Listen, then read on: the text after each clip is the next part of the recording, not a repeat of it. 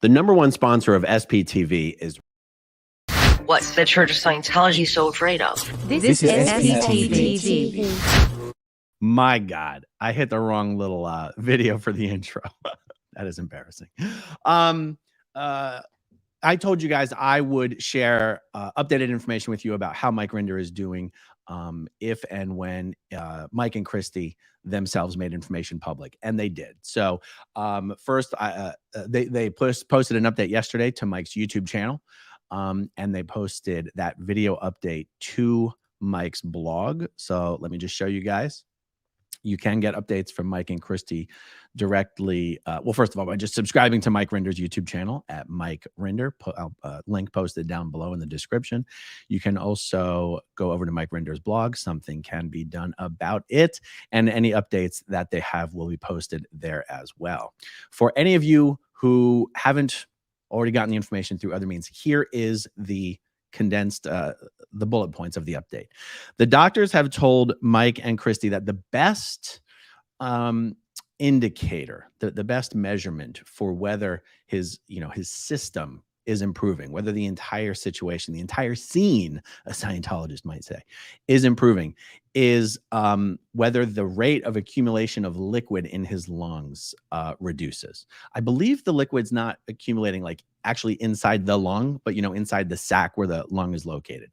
And Christy said in her video that at one point they were draining 1 liter of fluid per day from Mike's chest cavity, and that now they're only having to drain about 100 milliliters every other day, and that is a meaningful improvement, perhaps an anecdotal improvement. Mike has said it will actually take about 10 weeks, about 10 more weeks from now of continued treatment before you can go back to the hospital, get another PET scan, and see if there is verified, statistically relevant improvement in whatever it is they're going to find or measure or look for. I don't know if the PET scan detects actual cancer cells, number of cancer cells. I don't know how all this stuff works. It's just that's the general explanation that's been given.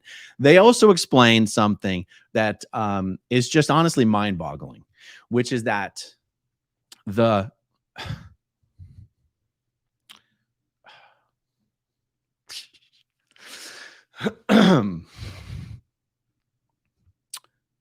sorry, guys. So, fuck. Sometimes it just sneaks up on you. The Lilly. Sorry, jeez. The Lilly Foundation.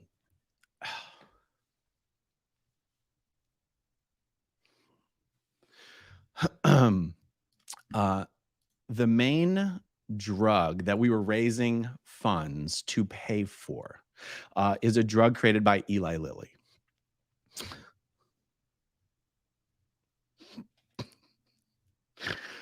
All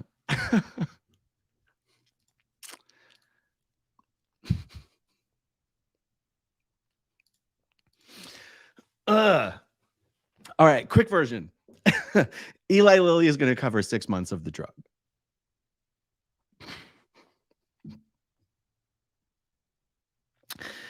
It's the weirdest things that get to me.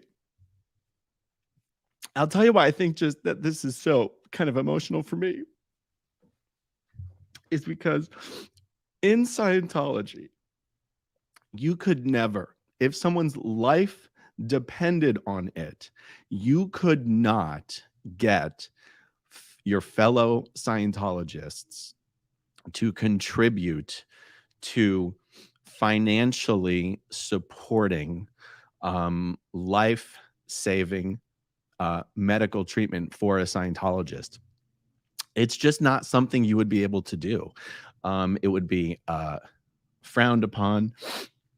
It would be looked down upon. It would be considered a distraction. It would be considered off purpose. It would be considered a misuse of org comm lines. It would be considered all sorts of stuff. You could never do it. Even if you sort of got someone's permission to try. Scientologists couldn't be bothered to help one another in this way, in circumstances like this. And the fact that Eli Lilly is such a mortal enemy of Scientology. Scientology, the lawsuits, the legal battle between Scientology and Eli Lilly. By the way, the legal battle with Eli Lilly was sort of tied up in the legal battle with Time Magazine, if I'm not mistaken. But the legal battle between Scientology and Eli Lilly is pretty much the last major legal battle Scientology had. And it was horrible and dirty and nasty. And Mike was one of the main Scientology executives behind that legal battle at the time. And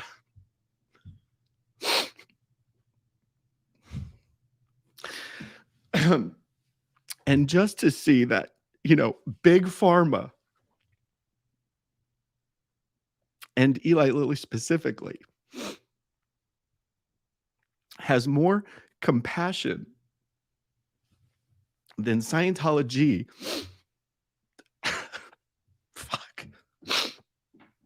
Than Scientology or Scientologists could or would ever show is just something that's really incredible. Something I hope Scientologists take note of. And, think about that. Just think about that for a second. So before I wrap up here, I do just want to show one more time. There is a donate button on the top of Mike's blog. That's not a new button, guys. The button's been there forever. It's just been a way to support Mike's activities. But, and once again, money right now is not specifically needed to support Mike's treatment. He's covered for at least 6 months.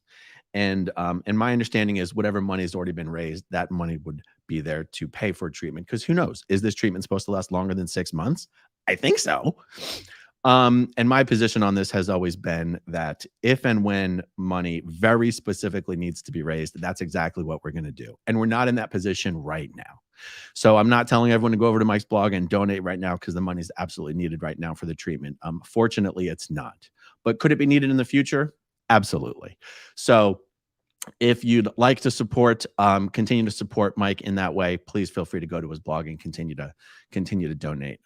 If and when the time comes that it's absolutely necessary in order to continue treatment, you'll definitely hear about it. Let me see. Is there any other notes? The Lilly Foundation, the accumulation of fluid, the 10 weeks of solid data. That's it. That's all we got, guys. And that's it for me this evening. I got a bunch of stuff I got to do this evening. And so that's all I got, guys. Let's see. A couple super chats. Thank you, Lori Plays. I appreciate it. Thank you, Accidental Protagonist. I appreciate it. All right, guys. That is all for me. Thank you for watching. Thanks to everyone who watches until the very end. I'll talk to you soon. Okay, if you want to see my rock and roll songs, click right on this guitar. And if you want to see a different one of my videos,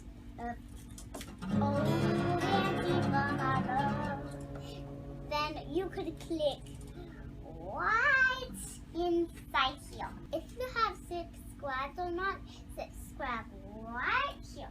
Bye.